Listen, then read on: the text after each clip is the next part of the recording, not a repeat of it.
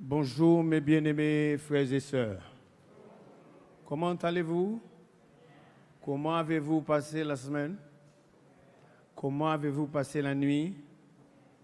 Toute chose est bonne. Dieu soit loué. Nous avons passé une bonne semaine ensemble, n'est-ce pas? Alors aujourd'hui, c'est la dernière réunion. Cependant, il y a eu de nos jeunes des âmes qui sont venues et qui jusqu'ici restent indécis. Nous demandons au Saint-Esprit de vous aider, ceux qui n'ont pas encore pris la décision, de la prendre volontairement. Ce n'est pas quelque chose de forcé, on ne met pas le couteau sur la gorge. Hein? Mais si vous avez vraiment compris ce que Jésus a réalisé pour vous, si vous avez compris que vous êtes sauvés il y a 2000 ans, Dieu vous demande simplement de dire oui. Alors s'il y a dans la salle des gens qui n'ont pas encore pris cette décision, ou nos enfants à l'étage ou derrière, à la fin, nous allons demander à ceux qui veulent aujourd'hui se faire baptiser de prendre la décision. Donc, la balle est dans le camp de chacun. Puisse Dieu vous aider à répondre oui. Notre Dieu, alors que nous allons ouvrir le Saint-Livre, nous réclamons la présence du Saint-Esprit. Que la gloire de l'homme soit dans la poussière et que le nom de Jésus soit élevé. Amen. Nous allons continuer, nous avons ébauché Éphésiens. Nous allons nous arrêter aujourd'hui sur le chapitre 2, les versets 1 à 13. Éphésiens chapitre 2, on va faire comme à l'habitude. S'il y a des gens qui vont lire, vous allez simplement lever la main. Nous aurons 13 versets à lire. Chapitre 2 d'Éphésiens, à partir du verset 1 jusqu'au verset 13. Chacun lira un verset. Vous levez la main et puis on vous amène le micro. Éphésiens chapitre 2, verset 1 à 13, qui sera le premier ou la première. Levez simplement la main et on vous amène le micro. Il y a déjà 2 mains là, on y va. Vous étiez morts par vos enfances et par vos péchés. Très bien, verset 2. Levez la main. OK.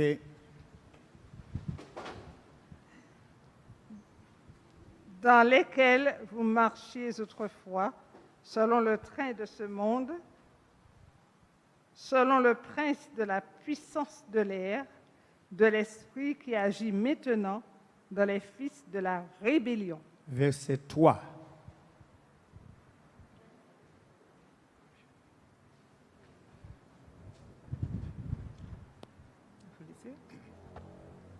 Ah d'accord, excuse-moi.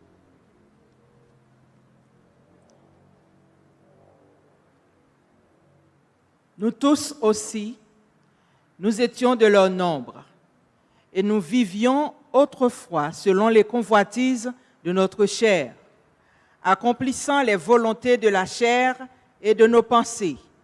Et nous étions par nature des enfants de colère comme les autres. Verset 4.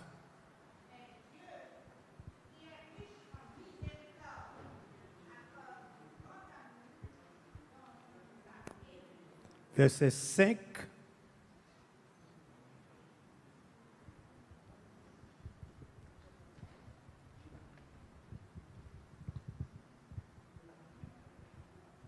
Nous qui étions morts par nos offenses, nous a rendus à la vie avec Christ. C'est pas fini? Et C'est par grâce que vous êtes sauvés. Très bien, verset 6.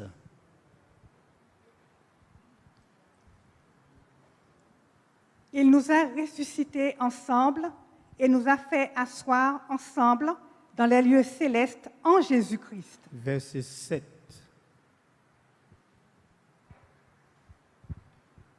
Afin de montrer dans les siècles à venir l'infinie richesse de sa grâce par sa bonté envers nous en Jésus-Christ. Verset 8.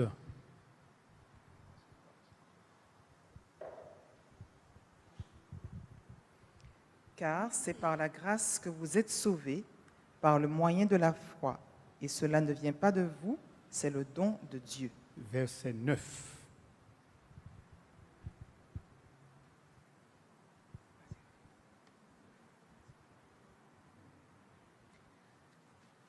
Car nous sommes son ouvrage, nous avons été Excuse-moi, créés. le verset 9. 9. Ce n'est point par les œuvres afin que personne ne se glorifie. Merci. Verset 10. Car nous sommes son ouvrage, ayant été créés en Jésus-Christ pour de bonnes œuvres que Dieu a préparées d'avance afin que nous les pratiquions. Verset 11.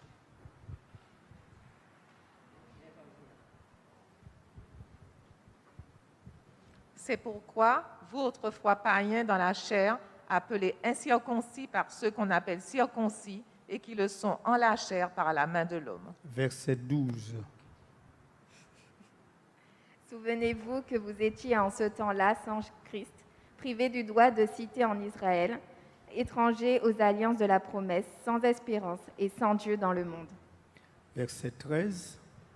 Mais maintenant, en Jésus-Christ, vous qui étiez jadis éloignés, vous avez été rapprochés par le sang de Christ. Merci beaucoup. Vous savez, c'est toujours intéressant de participer, même si ça prend du temps. Aujourd'hui, nous sommes en adoration.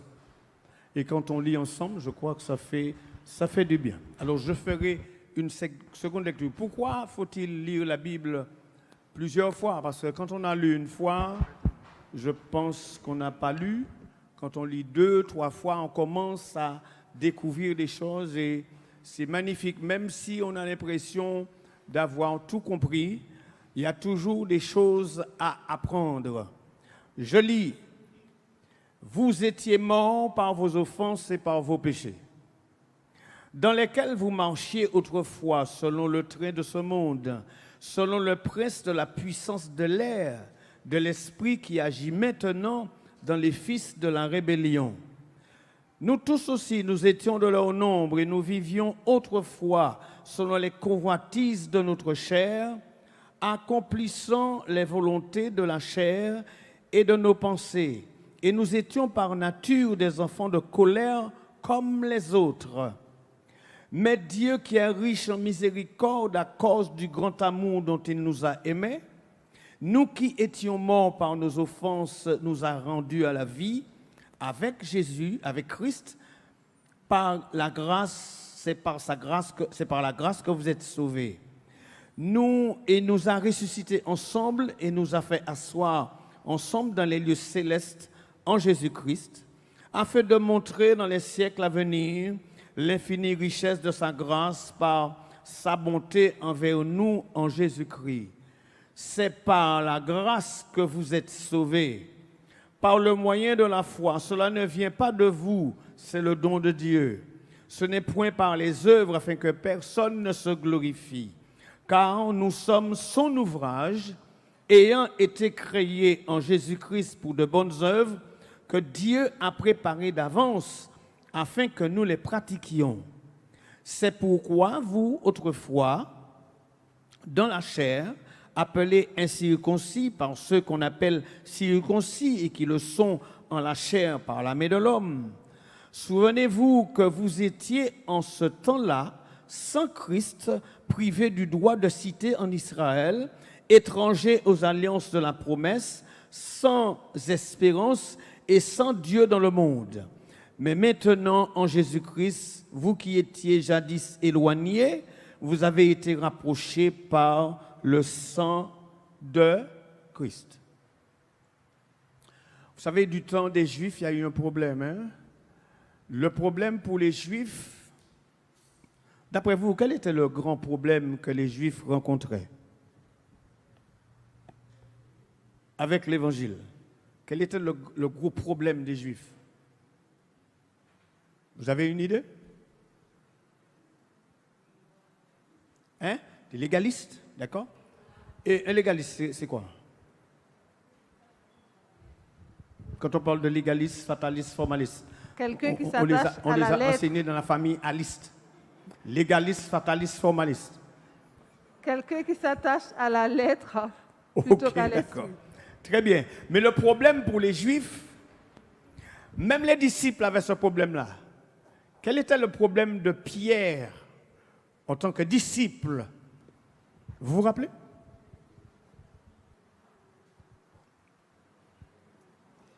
Est-ce que vous savez l'histoire de Corneille et de Pierre? Corneille, Dieu lui donne en vision qu'il faut appeler Pierre. Et Pierre est en train, il est midi, on va lui préparer à manger et il tombe en extase. Que voit-il dans la vision? Une nappe qui descend du ciel avec toutes sortes d'animaux impurs. Et il entend, alors il voit la nappe avec les animaux impurs, il entend? Hein? Tu et mange. Pierre dit non, je suis adventiste. Oh non, mon nez adventiste n'a pas vraiment essayé baïda. Hein? Il dit non, non, je n'ai jamais mangé de choses impures. Il voit la nappe pendant 3 fois. Écoutez bien, mes amis. Il voit une nappe avec les animaux impurs. Il entend derrière lui tue et mange. Et il entend également ne regarde pas, ne dit pas, ne regarde pas, ne regarde pas. Ne dit pas impur, ce que moi je déclarais pur. Et qu'est-ce qu'il voit, mes amis? Hein? Il voit la nappe. Alors, dites-moi, hein? Excusez l'expression, on devient évangélique tout de suite. Je n'ai rien contre les évangéliques, mais on devient évangélique, parce qu'on dit c'est ça, mon way et mon tonne, mon way bête. Alors, on peut mettre un cochon, on peut mettre n'importe bête, c'est pour prier en l'air. Puis ça, c'est bon Dieu qui dit, tue et mange. Et qu'est-ce qu'il voit? Alors, mes amis, il faut faire attention quand on lit la Bible. Quand on lit la Bible, il y a ce que l'auteur dit, ou Jésus dit. On comprend ce que l'auteur dit, mais on ne comprend pas ce qu'il veut dire. Le message n'est pas dans ce qu'il dit, le message est dans ce qu'il veut dire, pour nous pousser à la réflexion. Je prends un cas. Jésus est devant le temple de Jérusalem, il dit « Détruisez ce temple et en 3 jours je le rebâtis ». Qu'est-ce que les Juifs ont compris? Hein? Quelle a été leur réaction? Nous prenons 46 ans pour nous faire bâtiment, pas détruire en 3 jours? Ah mais non, pas bon. Est-ce que c'est ce que Jésus voulait dire? Jésus parlait de quoi? De qui? De lui-même. Marthe et Marie ont leur frère Lazare malade.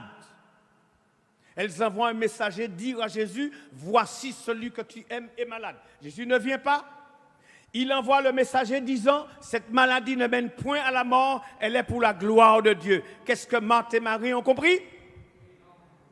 Hein? Oui, vous comprenez. Cette maladie ne mène point à la mort. Bon, Lazare est mort. Et Lazare mort, qui dit ça?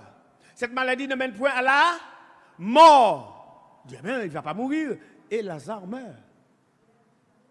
Donc, vous comprenez, mes amis, quand on ne comprend pas ce que Jésus veut dire, on tombe dans ce problème. Et on a raison, on dit c'est la Bible qui a dit ça. Le problème qu'on vient, Pierre voit des quadrupèdes, des bêtes qu'il n'a jamais mangé, il entend tue et mange, ne déclare pas impur ce que moi je déclare pur. Si vous comprenez ce verset, vous mangez n'importe quoi. Hein? Mais qu'est-ce que Jésus voulait dire? Hein? Jésus a utilisé des animaux, mais est-ce qu'il parlait des animaux? Il parlait de qui? Des païens. Parce que dans la tête de Pierre, un païen, c'est un chien. Quadrupède. Donc, quand on lit la Bible, faisons attention à ce que nous lisons pour ne pas tomber dans la confusion, parce qu'on peut faire autant de religions qu'il y a de personnes ici. Et on a raison. Donc, comprenons quand Jésus dit, et quand vous lisez la Bible maintenant, analysez pourquoi il dit ça. Qu'est-ce qu'il veut dire? Et quand on comprend ce qu'il veut dire, on dit OK. Donc, dans la tête de Pierre, les païens ne sont pas des gens qui doivent recevoir le salut.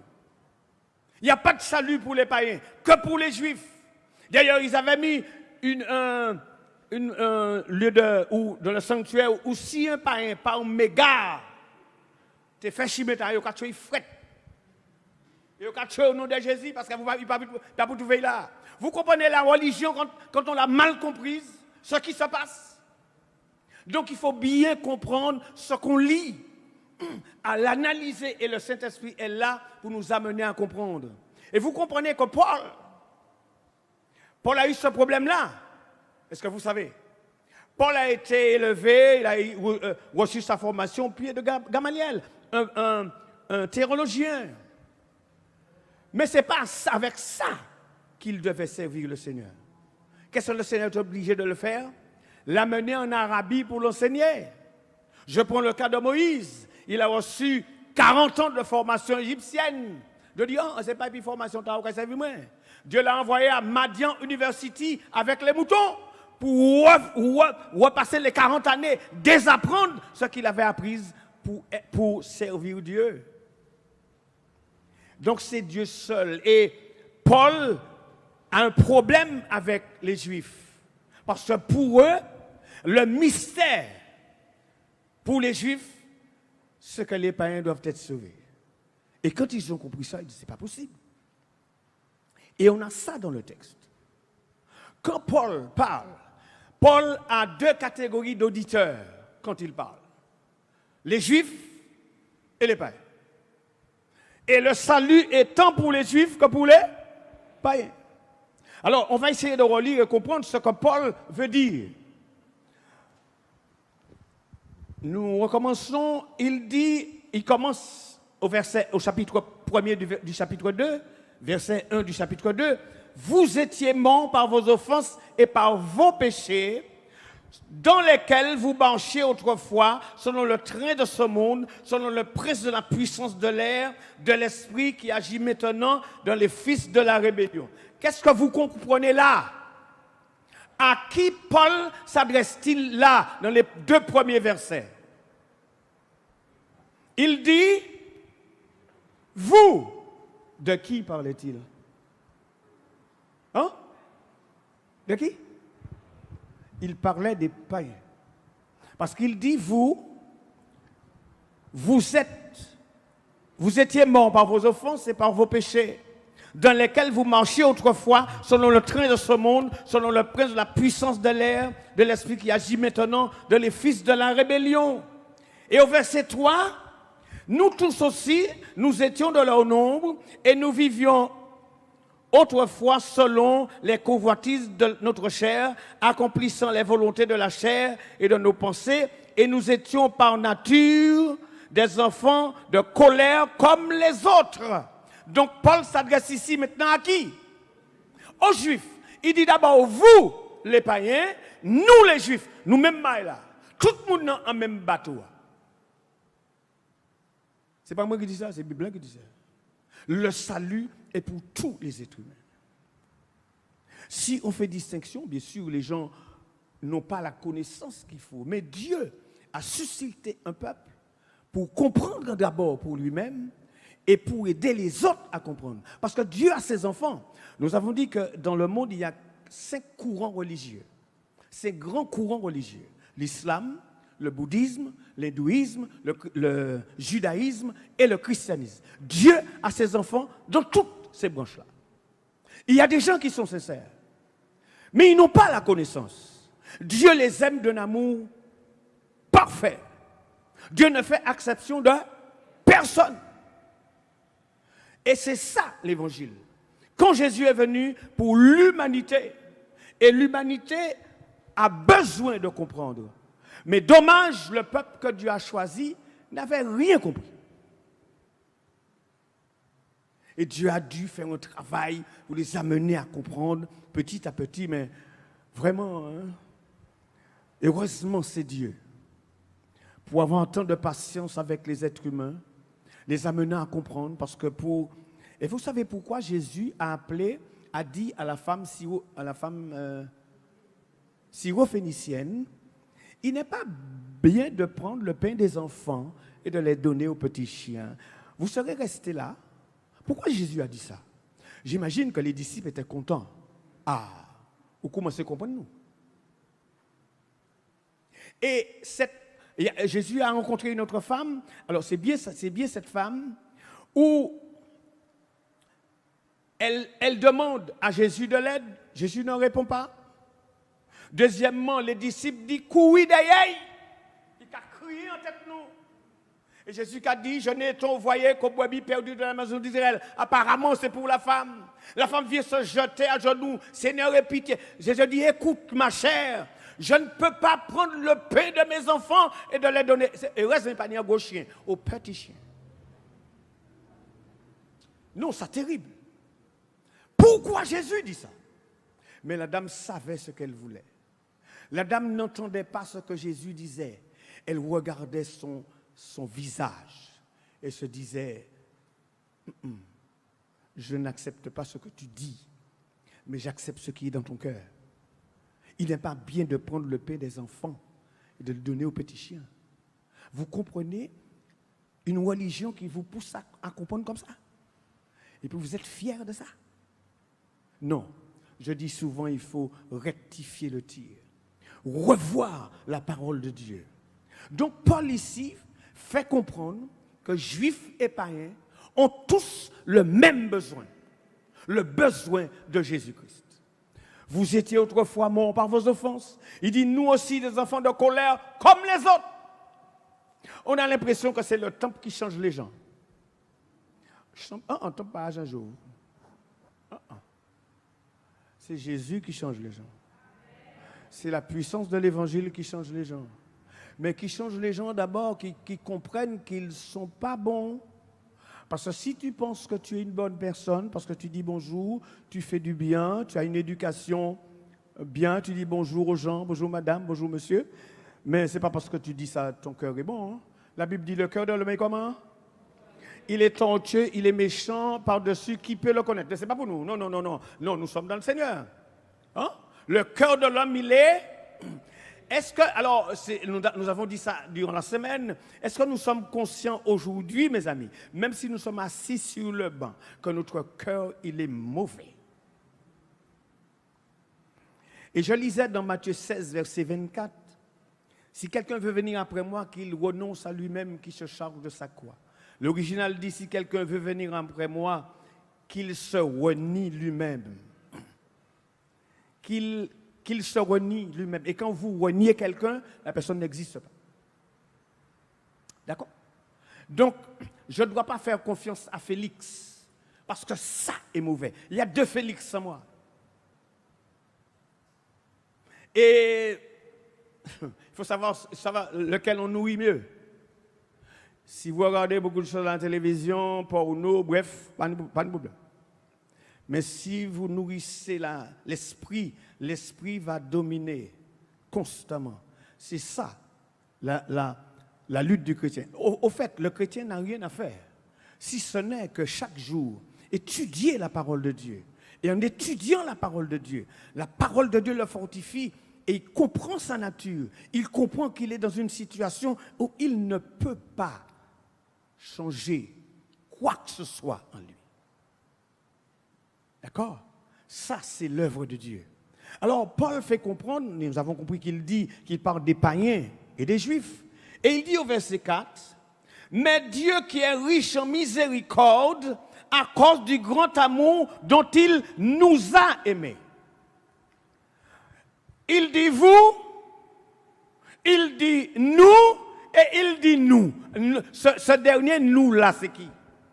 Alors, le vous, c'était les païens, le nous, c'était les. Et à cause du grand amour dont il nous a aimés. C'est qui ça? L'humanité. Donc, quand Dieu a créé Adam, nous l'avons dit, toute l'humanité est en Adam. Adam a perdu toute l'humanité sans demander notre consentement. Et nous comprenons la différence entre Adam, le premier Adam et le second Adam.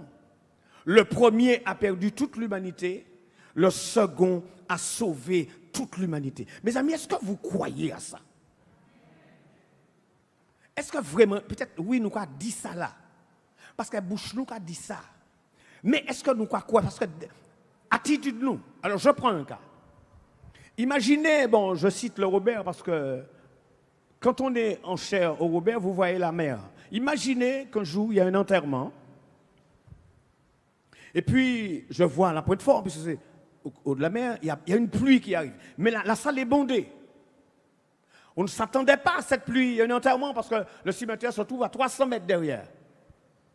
Alors, je vois la pluie, je fais une prière. Seigneur, s'il te plaît, épargne-nous cette pluie. Permets que nous allions enterrer le mort. Et après, tu pourras faire tomber la pluie. Est-ce que Dieu peut faire ça? Oui. Et puis quand je pars, je prends mon parapluie. Moi, comment tu es parapluie, moi? Qui modèle la prière, ça m'a fait là?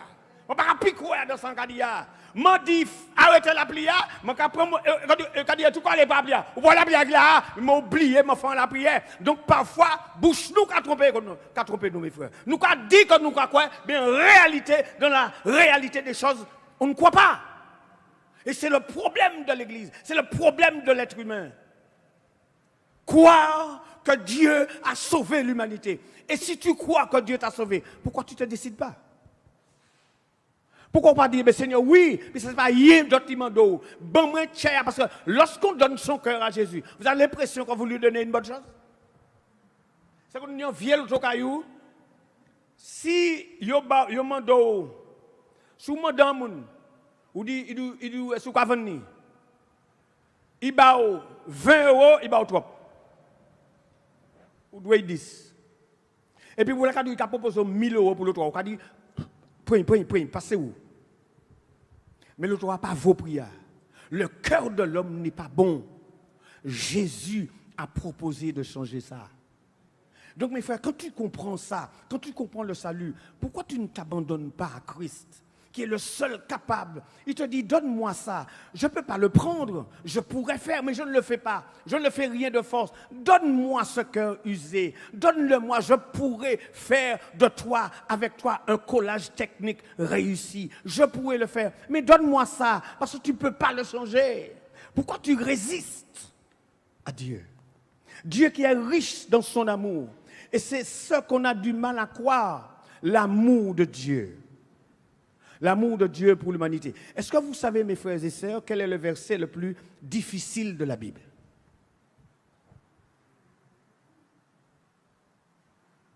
Quel est le verset le plus difficile de la Bible? Aimez vos ennemis. Aimez vos ennemis. OK. Y a-t-il une autre réponse? Quel est le verset le plus difficile de la Bible?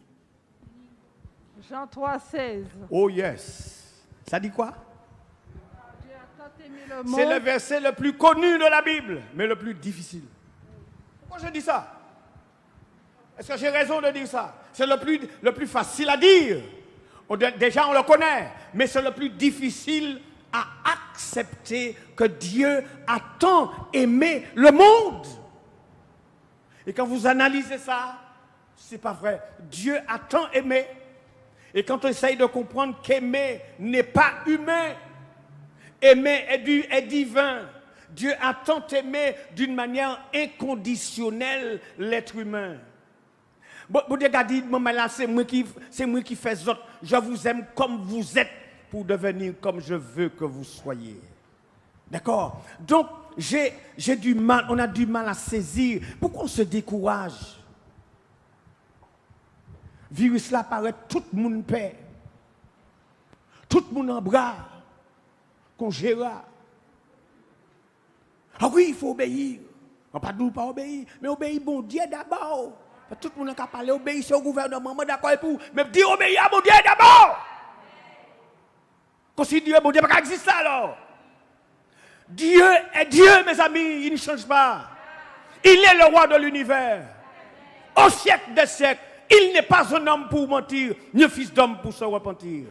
Et c'est là que Dieu voit, est-ce que réellement nous savons qui il est. Dieu aime l'humanité. S'il permet tout mort, c'est pour sa gloire. Nous sommes morts, hein? Qui est mort, qui est mort, il n'y a personne. Mais la mort, des fois, c'est un repos. C'est pas un repos, c'est un repos, c'est une manière de délivrance. Le diable n'a pas de pouvoir sur nous. Et si bon Dieu laisse nous rester là, pour rester debout au nom de Jésus de Nazareth, pour dire oui par la grâce de Dieu, je dis non à Satan et oui à Jésus. Quand vous le voulez ou non, il va venir, maman. Il va venir lentement, mais sûrement. Et chaque monde, alors c'est à partir de maintenant qu'il faut se dire, Seigneur, est-ce que je suis prêt à laisser les choses de la terre? Est-ce que je suis prêt maintenant à aller courir en bas bras, quitter maison, c'est l'auto, l'argent, en banque, quand café et puis Jésus capable à manger un grillave tous les jours, ou que bon? Amen. Alors commencez par manger une petite grillave de temps en temps, et puis assez les McDo, mettez ça sur côté pour le moment. Je ne vais pas faire publicité. Commencez par faire un petit repas par jour. Vous savez, en Haïti, lorsqu'il y a eu le tremblement de terre, pourquoi il y a eu des Haïtiens qui sont restés au moins 15 jours sous les décombres? Ils ont qu'à faire un repas par jour. Bon, là, préparez-nous, ce n'est pas la fête, non, pas la sérieux, la cavini là. Ouh! Alors, vous avez dit qui ça, il a dit? Mais c'est ça, hein? Coupe, pas pour qu'il fait. Dis bonjour pour open, pas dis bonjour pour open. Alors, même si tu dis bonjour pour même si tu pas dit bonjour, tout. D'accord? Alors, maman, attachez les ceintures. Nous allons passer par une zone de turbulence. OK? Il dit, je reviens au texte, à cause du grand amour dont il nous a aimés, nous étions morts par il dit maintenant nous, par nos offenses, il nous a rendus à la vie, c'est par grâce que vous êtes sauvés. Comment vous comprenez ça? Vous êtes sauvés par grâce. Qu'est-ce que ça veut dire, mes amis? Vous êtes sauvés par grâce. C'est trop beau pour être vrai. C'est une grâce que Dieu nous fait. Nous avons vu que la grâce et la miséricorde, la grâce c'est recevoir ce que je ne mérite pas et la miséricorde ne pas recevoir ce que je mérite. La grâce, recevoir ce que je ne mérite pas. Qu'est-ce que je ne mérite pas? Et la miséricorde, ne pas recevoir ce que je mérite. Qu'est-ce que je méritais? La mort éternelle. Et Dieu dit simplement, mes amis, c'est par grâce que vous êtes sauvés. Je continue le texte qui dit, c'est par grâce que vous êtes sauvés. Je lis au verset 6, verset 5. Nous qui étions morts par nos offenses, nous a rendus à la vie avec Christ. C'est par grâce que vous êtes sauvés. Il nous a ressuscités ensemble et nous a fait asseoir ensemble dans les lieux célestes en Jésus-Christ, afin de montrer dans les siècles à venir l'infinie richesse de sa grâce par la bonté envers nous qui, en Jésus-Christ, c'est par grâce que vous êtes sauvés. Comment vous pouvez comprendre, mes amis? Nous sommes assis ici au temple aujourd'hui, vous êtes assis dans le ciel. Expliquez-moi ça, fois moi. C'est pas moi qui dis ça. Qui ce texte l'a dit? Il nous a fait asseoir. Alors, comment vous expliquez ça? Je suis ici au temple là et je suis assis au ciel. C'est difficile à quoi? Comment cela s'est-il passé? Pourquoi je suis au ciel avec lui? Dites-moi, mes amis, puisque nous avons vu ça cette semaine, comment est-ce que vous assise là, et puis ou assis en ciel, ou quoi dire non, Bible n'a pas menti, Bible a dit la vérité. Mais comment comprendre cela? Hein? Donc vous avez compris l'idée en Christ, tout le texte parle de ça. Il nous faut comprendre l'idée en Christ. Toute l'humanité était en Adam, c'est Dieu qui a décidé ça. Toute l'humanité était en Adam. Alors qu'Adam a péché, toute l'humanité a péché en Adam. Mais l'humanité n'a pas demandé ça. Et c'est là que je vois la bonté de Dieu.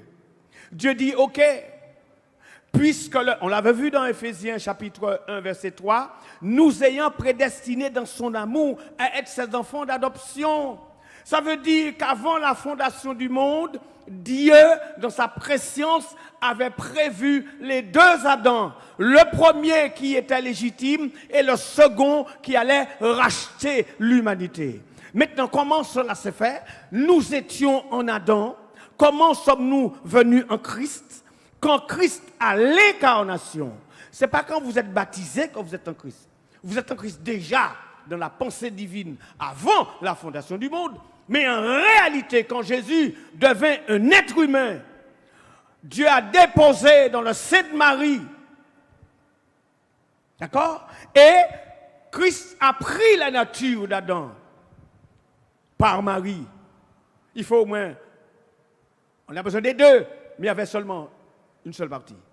Il a pris la nature d'Ève.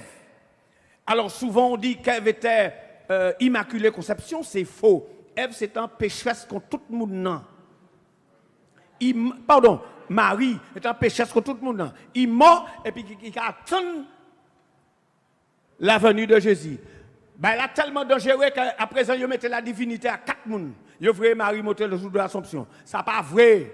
Marie en bataille et qui attend Jésus lever et puis vivre éternellement.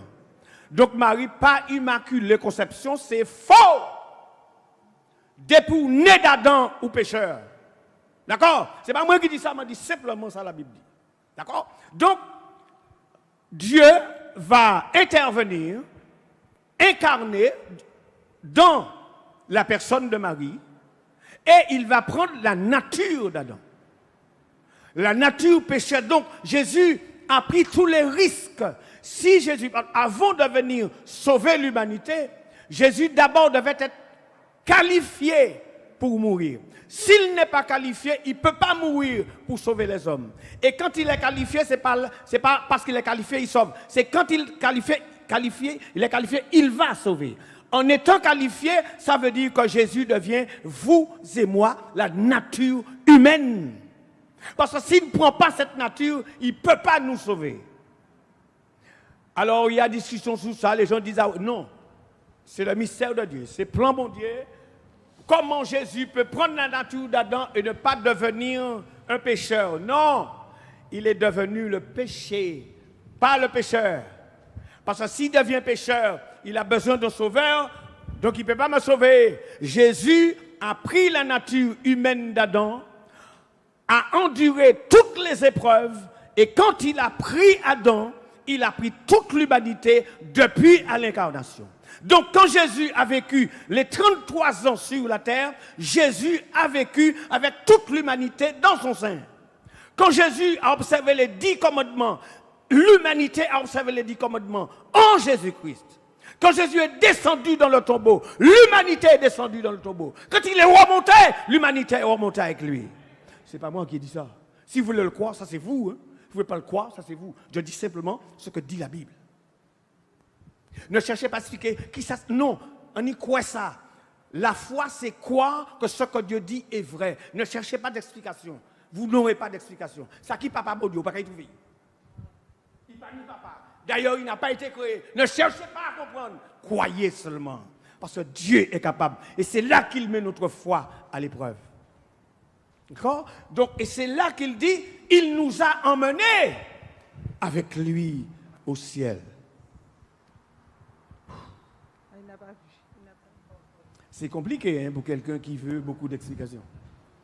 Ok, vas-y. Pour confirmer ce que tu viens de dire, un texte me vient. Dieu était en Christ. réconciliant le monde Yes. avec lui-même. Ok, très bien.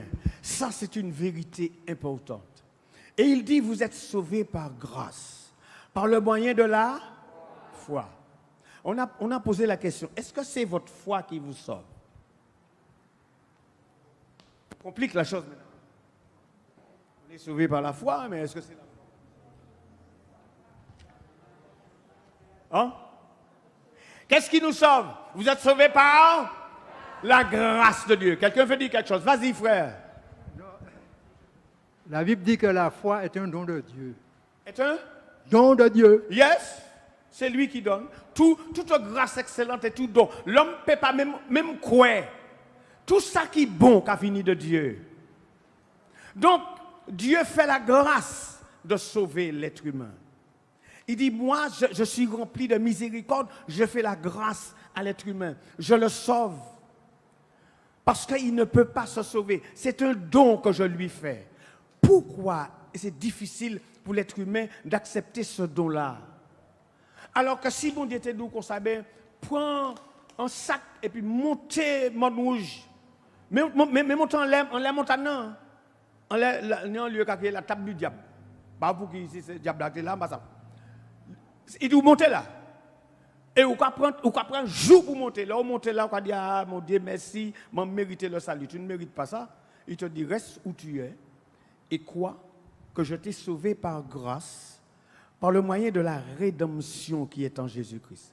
Ça veut dire, mes frères, n'allez pas, si vous dites, oui, c'est ma foi qui me sauve, donc, ou dans le salut par les œuvres. Jésus ne me demande pas de croire pour me sauver. C'est quand il l'a fait, il me dit de croire. Vous avez compris ça? Est-ce que c'est clair? Jésus ne me dit pas, si tu crois, je te sauve. Ça veut dire que s'il dit ça, et tous les jours, quelqu'un accepte Jésus. Donc, Jésus, quand on croit, bon matin, midi au soir. Or, il fait une fois pour toutes, il te dit, je t'ai sauvé, crois à cela. Et cette foi-là va porter ses fruits. Puisqu'il dit en quelque part, je continue, il dit, car nous sommes son ouvrage. Alors, je reprends verset 8. C'est par la grâce que vous êtes sauvés, par le moyen de la foi. Cela ne vient pas de vous, c'est le don de Dieu. Ce n'est point par les œuvres afin que personne ne se glorifie. Car nous sommes son ouvrage, ayant été créés en Jésus-Christ pour de bonnes œuvres, que Dieu a préparées d'avance pour que nous les pratiquions. Ça veut dire que les œuvres sont les fruits de la foi. Ne vous préoccupez pas d'œuvres. Si vous croyez, la foi elle-même va produire ses fruits. Mais on est oui, mais qu'est-ce que ça pour moi faire? Pas préoccuper vous. Si vous comprenez que vous aimez bon Dieu, ou ni la foi, tout naturellement, vous agir, ou pas comprendre. Et c'est Dieu qui fait ça. L'homme vient avec quoi? Rien du tout. Qu'un cœur fatigué de souffrir. Chargé. C'est pourquoi il dit, venez à moi, vous tous qui êtes fatigués et chargés. Dans la leçon de cette semaine. Quand il dit, je vous donnerai du repos, nous l'avons dit cette semaine. Il faut comprendre également, quand Dieu donne le repos, alors dans Hébreu, il est parlé de deux repos. Celui qui rentre dans le repos de Dieu se repose de ses œuvres. Ça veut dire, le repos, c'est le salut en Jésus-Christ. Si j'accepte le salut de Dieu, il y a un lien étroit dans le salut avec le repos du sabbat.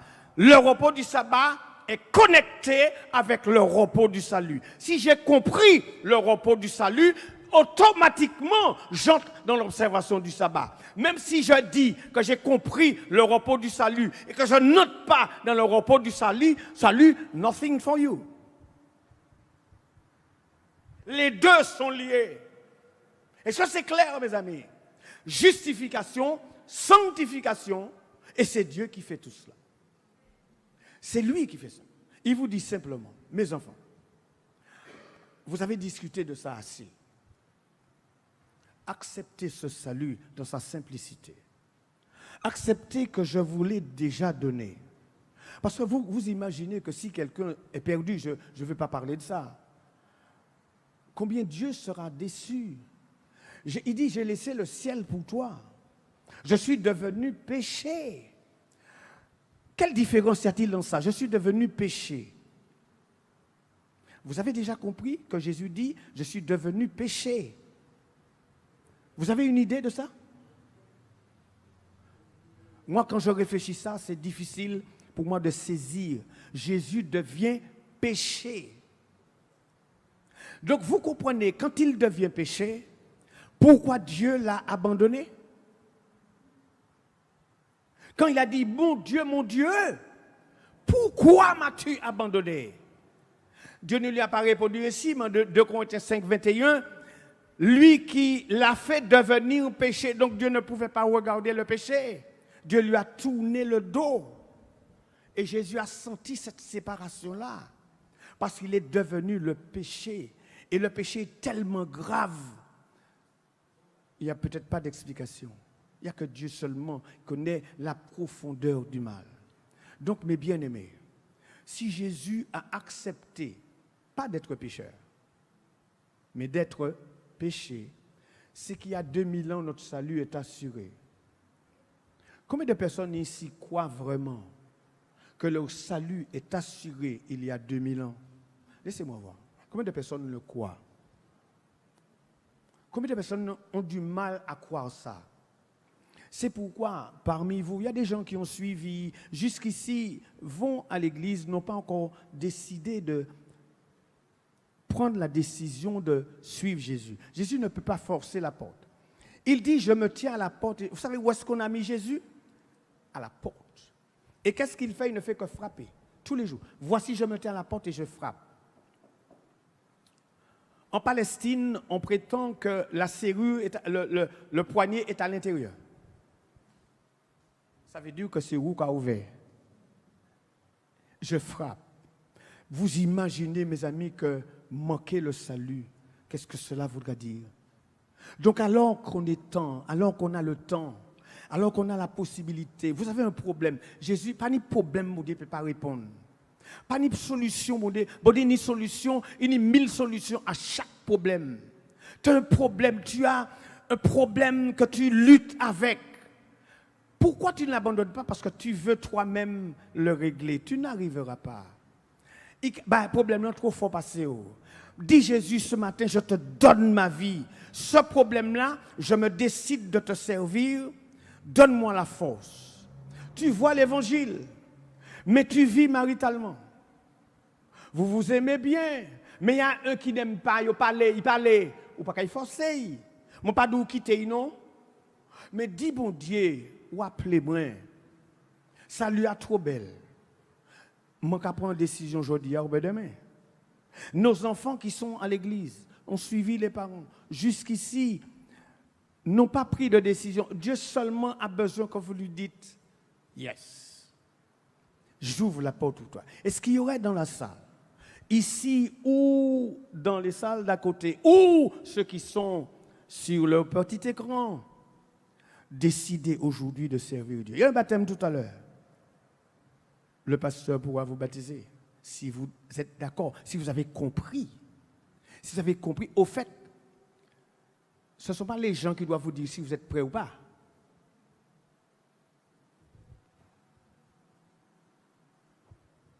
Allô? Des fois, l'enfant demande à être baptisé. Maman, je vais être baptisé. Il a 12 ans. Non, on ne peut pas faire le kit. Ou quoi dit, pas bon. Mais ou même pas bon non plus. Qu'on quoi dit, pas bon. Ou meilleur, parce qu'il ne peut pas faire le kit. Eh bien, on peut aider. D'accord? Eh bien, là, il a 18 ans. Tu t'es baptisé, il a 18 ans. Tu t'es baptisé à 12 ans. Le mois à 18 ans, fais ça, fais ça. C'est pas un bail obligé. L'individu doit comprendre, l'individu a pris sa décision. Il doit comprendre que c'est pas, il n'y a pas de compromis, hein? D'accord? Tu t'engages avec Christ, ou pas qu'engager au soir, et puis des mots ou au manicou, ou l'autre côté, ambassade. Ou bon, on va prendre pied, ou non, on ne peut pas faire ça. Non, c'est soit on va quitter le manicou, ou bon, rentrer dans le manicou, soyons-nous l'autre. D'accord? Ou on va dire oui, on ne peut pas faire ménage à deux. Je dis oui à Christ, et quand tu dis oui à Christ, les choses iront par la grâce de Dieu, comme Dieu a prévu. Mes amis, pourquoi faudrait-il résister avec Dieu? Alors, si encore, il y a encore des gens hésitants, le Saint-Esprit parle à votre cœur et vous dit, décidez maintenant. S'il y aurait quelqu'un dans la salle ou dans les salles à côté qui voudrait répondre à cet appel, on ne vous met pas la pression. Vous êtes libre. Personne ne doit convaincre. Je ne peux pas vous convaincre. C'est le Saint-Esprit seulement qui fait ça. Il m'a dit simplement de parler, je fais ça. Cette histoire de convaincre les gens, ce n'est pas moi, ce n'est pas l'être humain, il ne peut pas faire ça. L'homme parle, le Saint-Esprit convainc. Si le Saint-Esprit vous dit que vous êtes prêt à engager dans la course chrétienne, eh bien, ne dites pas non. Et s'il y aurait eu quelqu'un qui voudrait qu'on prie pour elle, afin que par la grâce de Dieu, sa décision soit ferme. Y aurait-il quelqu'un dans la salle ici ou à l'étage et qui peuvent se rejoindre par ici avec nous, qui voudrait qu'on prie pour elle, pour que sa décision soit ferme? Si vraiment vous avez compris ce que Jésus a fait pour vous, Jésus ne fait pas comme on a dit. S'il y a une religion qui fait la pression sur vous, c'est une religion diabolique. Vous avez entendu? Dieu vous laisse libre. Vous décidez pas. C'est personne d'autre qui doit prendre la décision pour vous. Ou si vous voulez, vous n'êtes pas prête aujourd'hui, mais durant la semaine ou dans ce mois, on sera prêt à prier pour vous. Et s'il y a quelqu'un qui voudrait qu'on prie pour elle, pour que sa décision soit prise, soit aujourd'hui ou demain ou après-demain, est-ce que cette personne veut bien lever la main pour qu'on prie pour elle? Ou du moins, s'il y a des gens dans les salles d'à côté. S'il n'y a pas, il n'y a pas de problème. Le Saint-Esprit vous parle, aujourd'hui ou demain, laissez l'Esprit de Dieu faire son travail. On ne va pas faire, comme je vous ai dit, de la pression. Et non plus, on ne va pas jouer avec l'émotion. L'émotion, ce n'est pas ça. Parce qu'après l'émotion, les vrais convertis, on ne les voit pas. Pas de pression, on réfléchit. Quand on prend une décision pour s'engager avec Jésus-Christ, ça, c'est une affaire individuelle, personnelle. D'accord? Maintenant, pour nous qui avons accepté déjà Jésus comme sauveur, combien voudraient aujourd'hui renforcer leur consécration? Dire, Seigneur, je veux comprendre. Si dans le passé, je n'ai pas été un chrétien comme il fallait, si j'ai été de temps en temps, j'ai mis un pied et l'autre à l'extérieur, je voudrais aujourd'hui avoir mes deux pieds à l'intérieur. Ça peut arriver qu'on a eu des problèmes, des difficultés. Mais Jésus vous dit, ne partez pas, ne sortez pas de la salle si vous n'avez pas fait une alliance avec moi. Je suis prêt à vous envoyer, vous ouvrir les écluses des cieux et vous bénir. Est-ce qu'il y a dans la salle des gens qui voudraient aujourd'hui dire, Seigneur, j'ai trop longtemps joué avec un problème, je voudrais que tu me consacres toi-même. Tous ceux qui le pensent, mettez-vous debout. Et nous allons demander à notre frère ancien de venir prier pour cela, pour les frères et sœurs qui, aujourd'hui, mes amis, c'est très sérieux, qui disent aujourd'hui, Seigneur, dans le passé, j'ai joué un petit peu le chat et la souris. Mais aujourd'hui, je veux être chrétien comme il faut. Faites attention, ne devenez pas fanatique, hein? Parce que le diable peut vous pousser au fanatisme.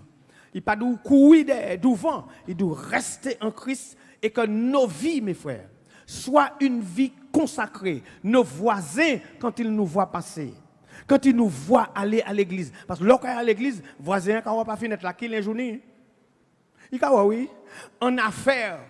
Là, par exemple, ou travaille ou pas capé et pour adventiste, yo ka prêter au dit doigt, vous comprenez, et puis vous ka parler Jésus, vous ka dit qui ça il dit là. Les gens nous voient à travers de ce que donc maman si ça arrive nous, bon Dieu capable de pardonner nous. Pour nous dire Seigneur à partir d'aujourd'hui, moi ça fait trop choses difficiles, je veux par la grâce de Dieu être honnête. Dire Seigneur à partir d'aujourd'hui, je veux te suivre. Frère, le frère va prier pour cela.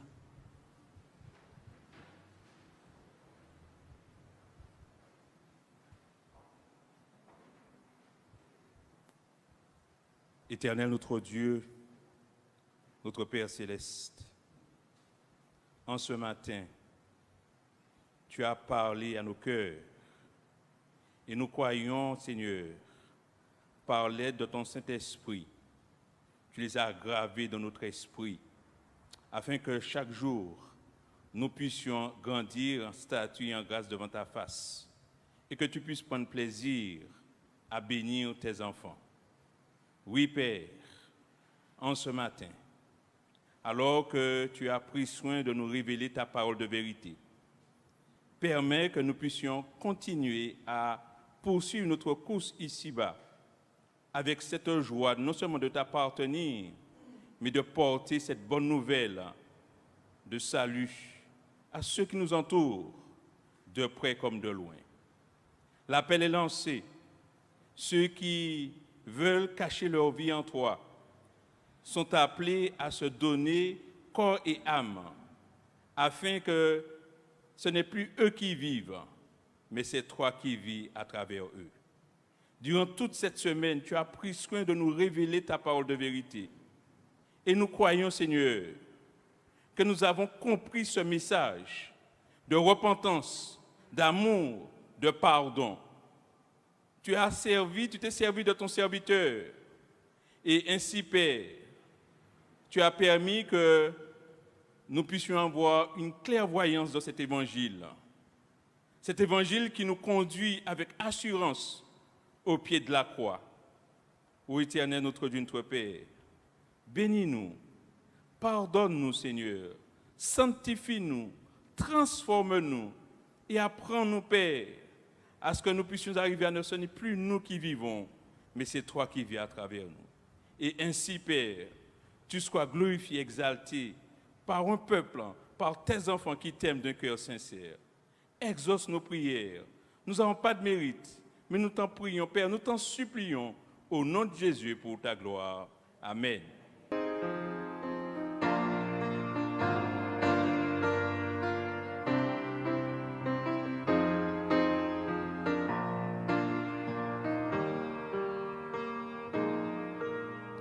Jésus.